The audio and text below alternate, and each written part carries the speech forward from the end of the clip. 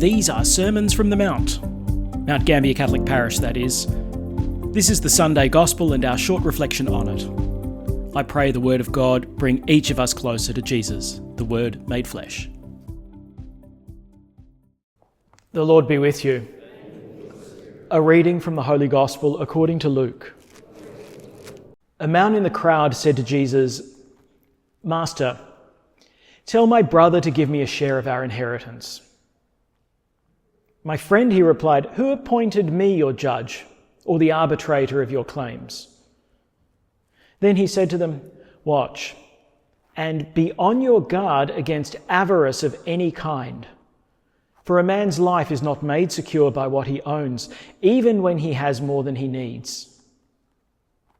Then he told them a parable.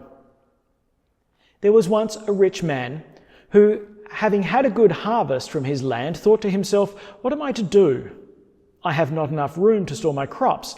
Then he said, "This is what I'll do. I'll pull down my barns and build bigger ones and store all my grain and my goods in them.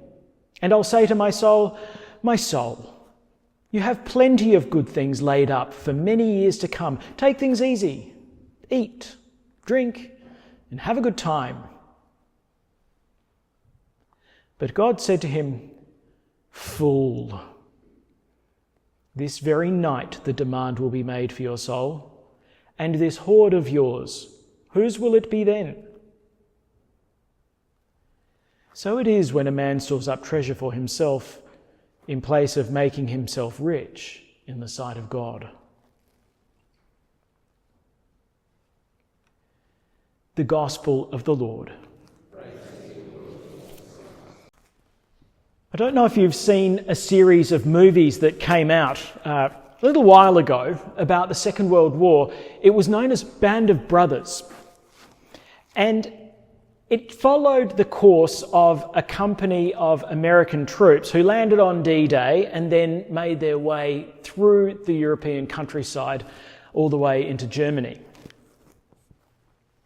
And it's a brilliant series, but there was one moment in this movie that kind of caught my attention. It was late at night and these soldiers were talking to each other. And one of them had a bit of a confession to make. He said, "On D-Day, I fell in a ditch all by myself. And then I decided to go to sleep. And I didn't go look for my company because I was scared." And then one of the other soldiers said something rather startling. He said, "You hid in that ditch because you think there's still hope. But the only hope you have is to accept the fact that you're already dead. And the sooner you accept that, the sooner you'll be able to act as a soldier should. You don't have the courage because you think there's still something for you to protect." It's a startling moment. But you know what? I think it's actually very relevant to what we have, especially in the second reading today. You see, St. Paul has a very similar message for us. He says, you know what? You're already dead. This soldier was free to do what he needed to do as long as he thought that he didn't have his own life to protect. So you know what? If you know that you're already dead, then go ahead and do whatever you need to do. Well, I think Paul has a very similar message to us. He says, you know what? You've been baptized, in which case you have already gone through death and you are now in the tomb with Jesus, waiting to rise with him.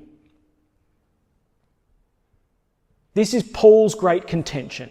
He says, look, what you haven't noticed is that death is already dead. And Jesus killed it. Just a few verses before what we had today in the Colossians, Paul says this. He goes, he's overridden the law and cancelled every record of the debt that we had to pay. He's done away with it by nailing it to the cross. And so he got rid of the sovereignties and powers and paraded them in public behind him in his triumphal procession. Now, those words probably don't mean terribly much, but to people of Jesus' time, that word triumph had a very specific meaning. In the Roman Empire, when a general won a great victory, the Senate would grant him a triumph. And what would happen then was a lot of celebrations in the city, but principally a parade. And at the end of the parade would be the triumphal general, dressed almost like the god Jupiter. But at the beginning of the parade were the prisoners of war, stripped naked, humiliated, in chains, and about to be executed. Charming, right? But listen to what Paul is saying. Jesus is the one who has triumphed. And it is his enemies that now are chained and about to be put to death. And that's death. Jesus is risen from the dead. And in his resurrection, what appeared to be the victory of death, in fact, turns out to be the victory of Jesus. And Jesus now has his triumphal march. And at the head of this march is death itself, about to be put to death. With that in the background, listen again to the words that St. Paul addressed to us tonight. Since you've been brought back to true life with Christ, you must look for the things that are in heaven, where Christ is, sitting at God's right hand. Let your thoughts be on heavenly things, not on the things that are on the earth, because you have died. And now the life you have is hidden with Christ in God.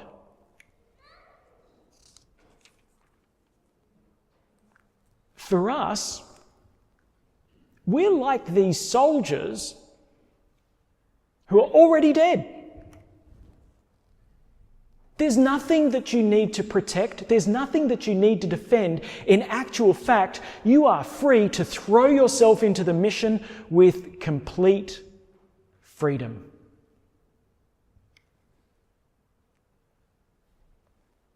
Because you're already dead. You can love with everything that you've got, knowing that there's nothing that you need to defend for yourself. You can forgive with everything that you've got, knowing that there's nothing that I need to protect.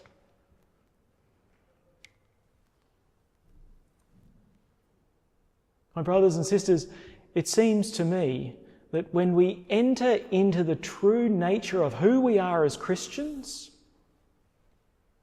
we discover that we've got nothing to lose anymore,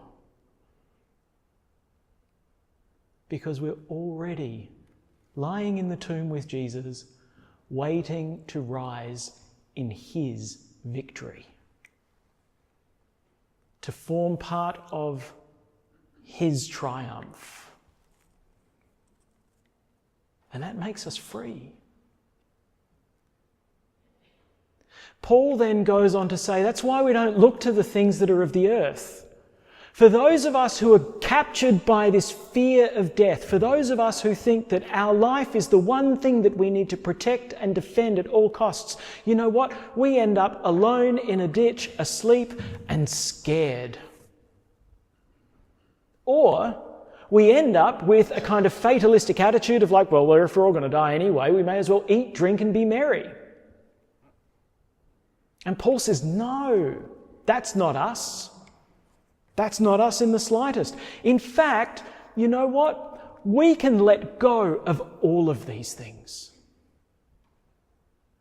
Fornication, licentiousness, evil desires, even greed, even all of those things which we think are going to be the answer to our life's desires and the security that we deeply seek. Don't worry about it. That's getting distracted. It's not recognizing that in actual fact, Jesus has made us free. Free from fear, free from death, and now capable of throwing ourselves entirely into the plan that God has for each of us. Since you have been brought back to life with Christ, you must look for the things that are in heaven, where Christ is, sitting at God's right hand. Let your thoughts be on heavenly things, not on the things that are on the earth, because you have died. And now the life you have is hidden with Christ in God. But when Christ is revealed, and he is your life, you too will be revealed in all your glory with him. That's why you need to kill everything that belongs to this earthly life. Fornication, impurity, guilty passions, evil desires, and especially greed. We find now that Jesus has indeed made us free, because he is the one who has entered into death and conquered it. And he has drawn us into his new life and given us the promise of having a place in his triumphal procession. And right at the front is death itself, which has been conquered and can never hold us captive again. Thanks for joining us for this Sunday's Gospel. May God bless you for the week ahead.